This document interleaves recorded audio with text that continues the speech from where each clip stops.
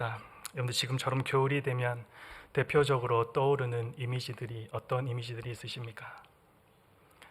붕어빵과 호빵, 군고구마와 호떡, 그리고 국밥과 찜질방, 그리고 밖에서 할 수 있는 연날리기가 그 중에 하나가 아닐까 생각해 봅니다.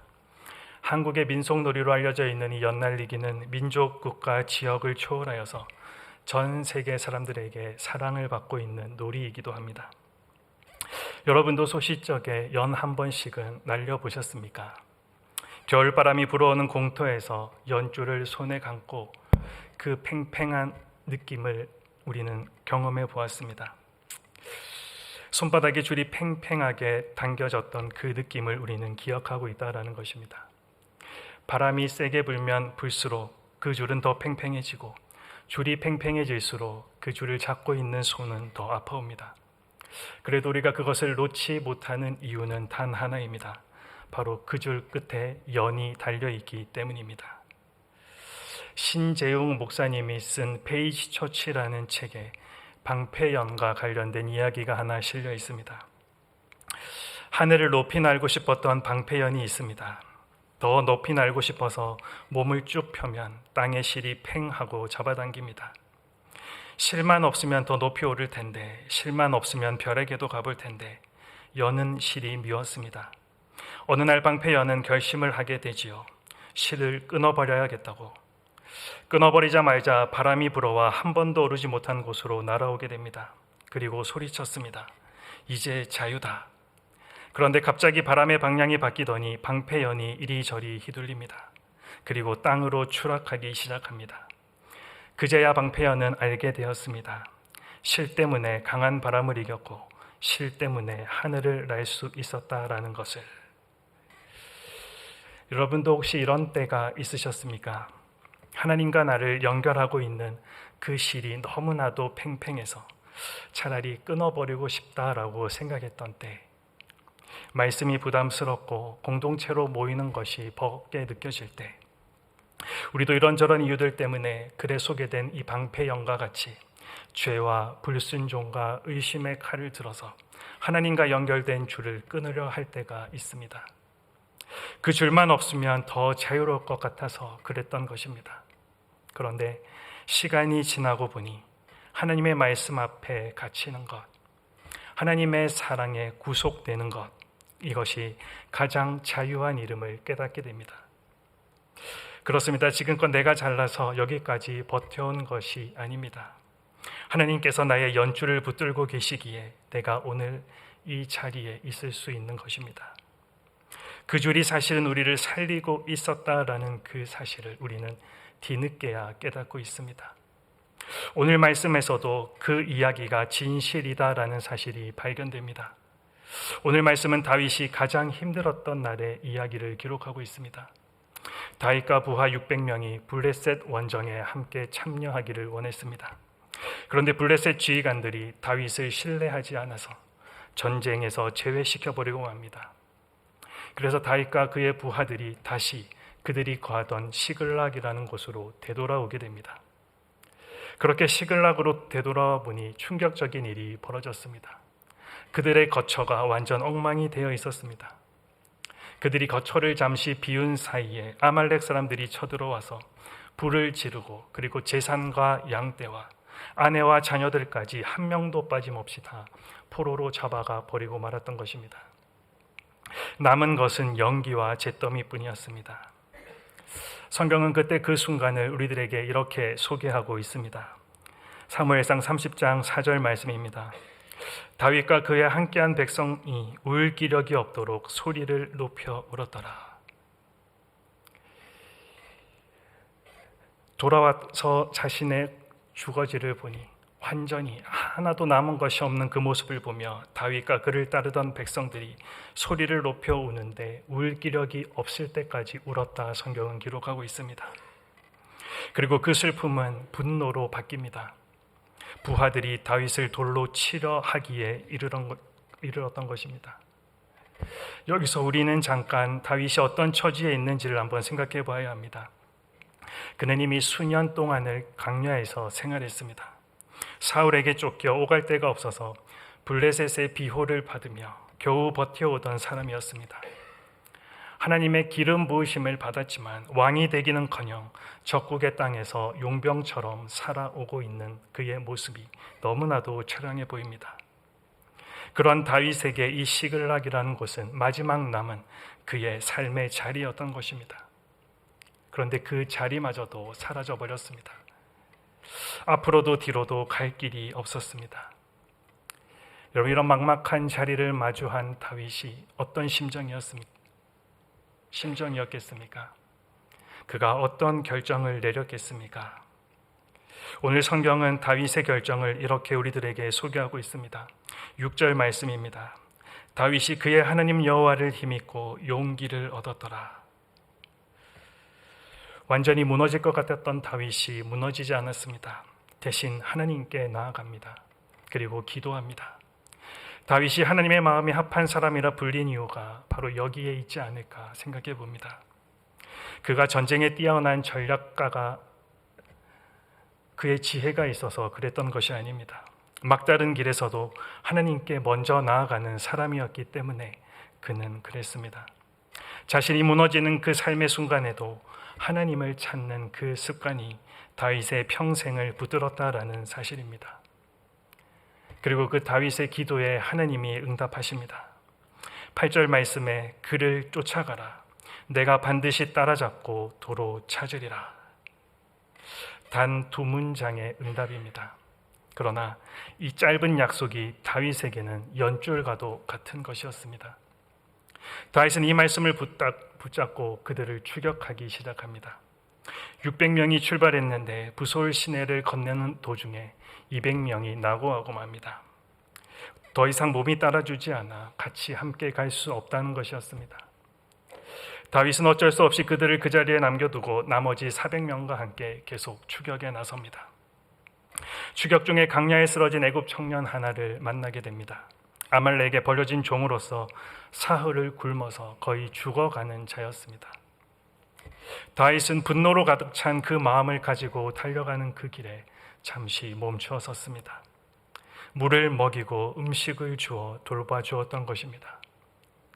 그런데 놀랍게도 기운을 차린 그 청년이 아말렉 진영의 위치를 다윗에게 정확히 알려주었습니다. 그리고 그것이 결정적인 단서가 되고 맙니다. 하나님은 그렇게 다윗에게 길을 열어주셨습니다. 지도도 아무 정보도 없던 강야에서 버려진 한 청년을 통해서 하나님의 일을 하셨습니다. 그리고 그 위기 속에서도 사람을 먼저 돌아보는 그 마음, 하나님은 그 마음을 끝까지 사용하셨습니다. 우리는 내 처지가 바쁘고 분노로 가득 차 있을 때 길가에 쓰러진 사람 따위는 보이지 않을 때가 많이 있습니다.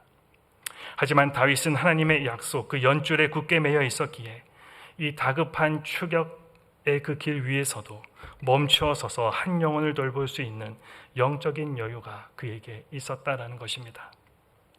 새벽부터 이튿날 저녁까지 다윗은 아말렉을 치기 시작합니다. 그 결과가 30장 19절에 이렇게 기록되어 있습니다.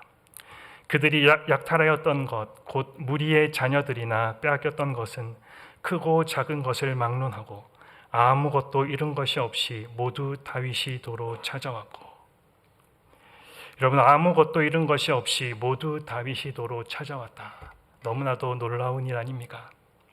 단 한 명도 빠지지 않았습니다.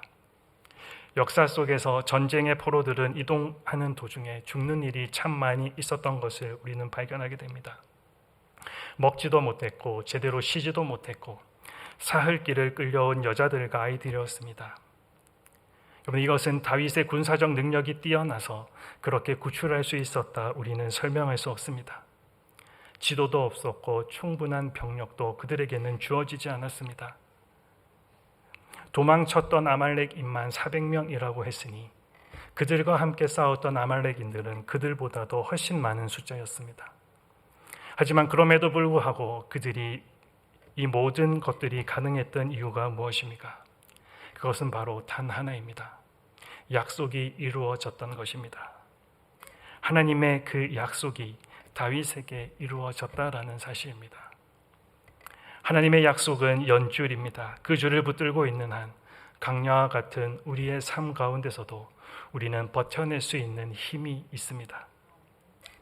그런데 오늘 본문은 여기서 끝나지 않습니다. 다윗이 돌아오는 그 길에 부솔 시내가에 남아있던 200명을 만나게 됩니다.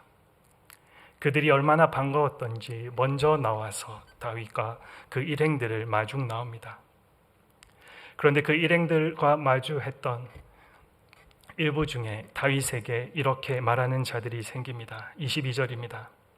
그들이 우리와 함께 가지 아니하였으니 그들에게는 아무것도 주지 말라.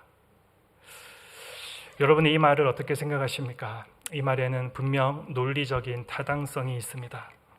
목숨을 걸고 싸웠던 사람과 그리고 시냇가에 앉아서 낙오되었던 사람이 같은 몫을 분배받는다라는 것은 어떻게 보면 불공평해 보입니다. 더 많이 수고한 사람이 더 많이 받아가야 한다는 것, 이것은 우리가 살아가는 이 세상이 당연하게 여기고 있는 원칙입니다. 만약 싸운 자와 싸우지 않는 자를 차별 없이 대해준다면 그 다음에 누가 목숨을 아끼지 않고 다음 전투에서 싸우겠느냐라는 그들의 항변도 결코 틀린 말이 아닙니다. 이런 상황 가운데 다윗은 어떤 결정을 내려야 하겠습니까? 여러분이 만약 다윗과 같은 상황이라면 여러분은 어떤 결정을 내리셨겠습니까? 다윗은 달랐습니다. 먼저 그들에게 이 승리가 어디서 왔는지를 이렇게 묻습니다. 23절 말씀입니다. 여호와께서 우리를 보호하시고 그 군대를 우리 손에 넘기셨은즉 그가 우리에게 주신 것을 너희가 이같이 못하리라. 다윗이 뭐라고 이야기하고 있습니까? 이 전쟁의 승리는 우리가 이룬 것이 아니다. 하나님이 주신 것이다. 그러므로 하나님이 주신 것을 하나님이 주신 기준으로 나누어야 한다라고 이야기합니다. 다윗의 대답은 너무나도 간결했습니다. 하지만 그 안에 담긴 뜻은 너무나도 깊습니다. 세상은 내가 얼마나 수고했느냐, 그것을 우리들에게 묻습니다. 하지만 다윗은 이것이 누구에게서 왔느냐를 먼저 물었습니다. 출처가 다르면 나누는 방식도 달라져야 한다는 것입니다. 그리고 나서 다윗의 최종적인 선택이 24절에 기록되어 있습니다. 전장에 내려갔던 자의 분깃이나 소유물 곁에 머물렀던 자의 분깃이 동일할지니 같이 분배할 것이니라. 무슨 이야기입니까? 이 싸우러 갔던 400명과 시냇가에 낙오되었던 200명이 같은 몫을 똑같이 분배받았다라는 사실입니다. 다윗이 이렇게 할 수 있었던 이유는 단 한 가지입니다. 이 모든 일이 전적인 하나님의 은혜로 가능했던 것임을 그는 잊지 않고 기억하고 있었기 때문입니다. 그래서 다윗은 그것들을 함께 나눌 수 있었습니다. 우리도 기억해야 할 것이 하나 있습니다. 우리가 자주 오해하는 것 중에 하나가 내 것을 남에게 주어 돕는다라는 생각입니다. 여러분, 내 것을 주는 게 아닙니다. 하나님께서 나에게 주신 것을 나누는 것입니다. 내가 연약한 자를 도와주는 것이 아닙니다. 하나님께서 내게 주신 힘과 은혜를 나누는 것입니다. 여러분이 이 은혜 나누는 일들을 즐겨하고 계십니까? 전투에 참여한 자나 낙오된 자 모두 동등하게 전리품을 얻게 되고 또 간대하게 나눈 이날의 분배 방식은 훗날 이스라엘 군대의 전통이 되었다 성경은 기록하고 있습니다. 그리고 이것은 앞으로 이스라엘 땅에 세워질 다윗의 왕국 그 속에 감추어진 메시아 왕국의 중요한 요소가 되기도 합니다. 하나님이 주신 것이기에 공로로 나눌 수 없다라는 그 정신, 그것이 이스라엘 공동체의 원칙으로 새겨지는 사건이었습니다. 저는 오늘 특별히 이 장면에서 200명에게 마음이 갑니다. 그들이 먼저 마중 나왔다라고 성경이 기록합니다.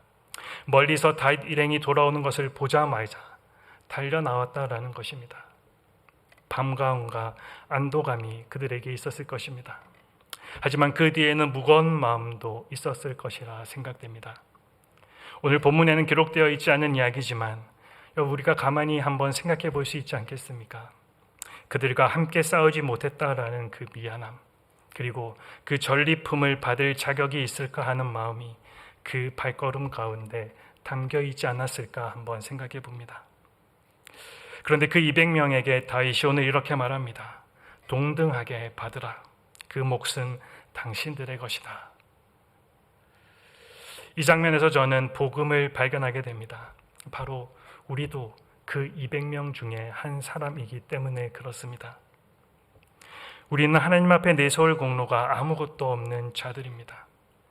죄로 인해서 싸울 기력조차 없는 자들이었습니다. 전장에 나설 능력조차 없었던 자들입니다. 그런 우리에게 하나님은 값없이 은혜를 선물해 주셨습니다. 어떤 은혜입니까? 예수 그리스도의 십자가를 통해 우리가 싸워서가 아니라 예수님이 싸우셨기에 우리를 구원해 주셨습니다. 이것이 바로 복음이 아니고 무엇이 복음이겠습니까? 수고한 만큼 받는 것이 아닙니다. 자격이 없는데도 받을 수 있는 것입니다. 부솔 시내가에 앉아있던 200명이 받은 그 몫이 지금 우리가 누리는 은혜와 다를 것이 무엇이 있겠습니까? 자격이 없는 우리에게 주어진, 그래서 더욱 값진 그 은혜가 됩니다. 이 값없는 은혜를 받은 다윗은 그것을 가슴속에 품고 멈추지 않았습니다. 그는 시글락으로 다시 돌아와서 전리품을 유다 각 지역의 장로들에게 나누어 보냈습니다. 오늘 본문 하반절에 보시면 그가 전리품을 나누었던 지역들의 명칭이 기록되어 있습니다. 그런데 그 중에서 눈에 띄는 지명들이 있습니다. 베델, 라못, 야딜, 그리고 에스드모와 헤브론이라는 지역입니다. 이 땅이 어느 땅인지 아십니까? 바로 다윗이 도망자로 숨어 다니던 시절 그들로부터 신세를 졌던 그 지역이었습니다. 자기가 신세 졌던 그 일들을 잊지 않고 다윗이 다시 대갚아주고 있습니다. 오늘 26절 말씀입니다. 여호와의 원수에게서 탈취한 것을 너희에게 선사하노라. 내가 잘해서 승리했다. 내가 잘해서 이겼다. 그러니 이것을 함께 나누자라고 말하지 않습니다. 하나님께서 하신 것이라고 말하고 있습니다. 추격 중에 쓰러진 청년에게 손을 내밀었던 그 마음이 이제는 유다 땅 전체를 향해 그 손이 펼쳐지고 있는 순간입니다. 자격 없이 받은 은혜를 아는 사람은 손을 펴는 것이 자연스럽습니다. 내 것을 주는 것이 아니라 하나님이 주신 것을 나누는 것이기 때문에 그렇습니다. 부솔 시내가에서 은혜를 받은 자가 이제는 자신의 손을 펴서 주위에 있는 사람들에게 시선을 돌리기 시작했습니다. 여러분, 이것이 은혜를 받은 자의 모습이다라는 사실입니다. 지금 혹 이 자리에 부솔 시내가에 앉아 계신 분이 있으십니까? 더는 달릴 수 없어 주저앉아 계신 분들, 너무나도 뒤처진 것 같아서 자기 자신이 너무나도 작아 보이는 분들, 싸우지 못했다라는 자책에 짓눌려 있는 분들, 오늘 다윗의 말은 바로 그런 분들을 향해 던지는 말입니다. 동등하게 받으라. 그리고 그 은혜는 당신들의 것이다. 우리가 싸우지 못해도 달리지 못해도 그 줄은 여전히 우리를 붙들고 있습니다. 주님의 줄에 매여 있다라는 것은 무거운 짐을 억지로 지고 버텨야 하는 의무와도 같은 일이 아닙니다. 아무 공로 없는 우리에게 동등하게 받으라라며 전리품을 안겨주시는 그 값없는 은혜의 줄에 붙들려 있는 것입니다. 우리가 힘으로 줄을 잡고 있는 것이 아닙니다. 그 줄이 우리를 붙들고 있다라는 사실입니다. 말씀을 시작하며 방패연 이야기를 드렸습니다. 연이 하늘에 있을 수 있었던 것은 바로 실이 있었기 때문입니다. 그런데 그 실이 끊어졌던 순간 연은 잠깐 더 올라갔다가 결국 땅에 떨어지고 말았습니다. 오늘 이 본문을 읽으면서 이런 생각이 들었습니다. 연에게 가장 중요한 것은 높이 올라가는 것이 아닐 수도 있겠다. 그보다 더 중요한 것은 바람이 세게 불 때 추락하지 않고 버텨내는 것이다. 실이 팽팽할수록 연은 더 세게 당겨지는 느낌을 받게 됩니다. 그러나 그 팽팽함이야말로 실이 제 역할을 하고 있다라는 증거가 되기도 합니다. 다윗을 한번 생각해 보십시오. 시글락의 그 잿더미, 부하들의 분노, 사흘길이라는 그 시간의 추격, 그리고 부솔 시내에 쓰러진 200명. 그것은 다윗이 아주 높이 성공하는 날의 모습이 아니었습니다. 떨어지지 않고 겨우겨우 버텨내는 날의 장면들입니다. 그가 버텨낼 수 있었던 이유는 하나였습니다. 내가 반드시 따라잡고 도로 찾으리라. 하나님의 그 약속의 말씀 한 줄이 연줄이 되어 그것을 붙잡고 다윗이 달려갔던 것입니다. 다윗은 시글락의 잿더미에서 멈추지 않았습니다. 기도했습니다. 하나님의 약속을 끝까지 붙들었습니다. 그리고 쓰러진 사람을 먹였습니다. 자각 없는 자들에게 자신들이 가진 것을 함께 나누었습니다. 그 모든 가정에서 그는 하나님께 매여 있었다라는 사실입니다. 세상의 논리가 아니라 하나님의 방식으로 움직였습니다. 이후에 사울이 무너지고 다윗은 마침내 이스라엘의 왕위에 오르게 됩니다. 그러나 성경이 우리에게 말해주려는 것은 그 광야를 잘 버티면 결국 성공한다라는 인생 성공의 스토리가 아닙니다. 진짜 복은 따로 있습니다. 시글락의 잿더미에 있을 때나 헤블론의 왕좌에 있을 때나 다윗이 하나님의 손에 변함없이 매여 있었다라는 그 사실입니다. 왕이 되어서 승리한 인생이 아닙니다. 하나님이 다윗의 연줄을 한 번도 놓지 않으셨기에 그의 인생이 승리했던 것입니다. 여러분도 하나님으로부터 받은 약속이 있으십니까? 그런데 우리의 현실을 보면 어떻습니까? 오늘 우리의 현실이 다윗의 시글락 공동체와 같이 보일 수도 있습니다. 너무나도 뒤처져 있는 것 같고 수적으로는 열세에 놓여 있으며 포로와 같은 처지에 놓여 있다 생각이 들 수도 있습니다. 부솔 시내에 낙오된 200명 중에 한 명이 어쩌면 나일 수도 있겠다 생각하는 분들이 있을지도 모르겠습니다. 그럼에도 불구하고 우리는 하나님의 그 약속을 믿어야 합니다. 우리의 현실이 약속과 정반대로 보이는 이유는 그것이 반드시 뒤집히는 때가 왔을 때 하나님이 하셨구나라는 것을 인정할 수밖에 없기 때문에 그렇습니다. 그것을 뒤집을 수 있고 완전한 역전을 이룰 수 있는 분은 바로 하나님 한 분뿐이시다라는 사실입니다. 그러므로 우리가 하나님 은혜 안에 머물러 있을 때, 하나님께 붙들려 있을 때, 삶의 강한 바람을 버티고 있을 때 더 높이 날아오를 수 있게 되는 것입니다. 이것이 바로 하나님의 은혜 안에 머무르는 자들에게 주시는 복입니다. 지금 여러분의 삶이 잿더미처럼 느껴진다면 오늘 이 말씀을 붙들기를 소망합니다. 하나님이 아직 그 손을 거두지 않으셨습니다. 지금 내 삶에서 팽팽하게 당겨지는 그 긴장감이 어쩌면 나를 여전히 붙들고 있는 하나님의 손길일 수 있습니다. 지금껏 내 힘으로 버티는 것 같아도 내 힘으로 버텨온 것이 아닙니다. 하나님께서 연줄을 붙들고 계셨기 때문에 오늘도 내가 버텨내고 있는 것입니다. 그러므로 바람이 세다고 줄을 끊지 마십시오. 때로는 말씀이 부담스럽다고, 우리의 공동체가 너무나도 버겁게 느껴진다고, 신앙이라는 것이 거추장스럽게 느껴진다고 끊어내지 마십시오. 팽팽할수록 우리는 그 줄을 더 붙잡아야 합니다. 그 줄 끝에 우리 하나님이 계시기 때문에 그렇습니다. 이것이 바로 매여 있는 자의 복입니다. 높이 올라가는 것이 복이 아니라 어떤 바람이 불어도 하나님의 손에 붙들려 있다는 것, 그것이 바로 복이다라는 사실입니다.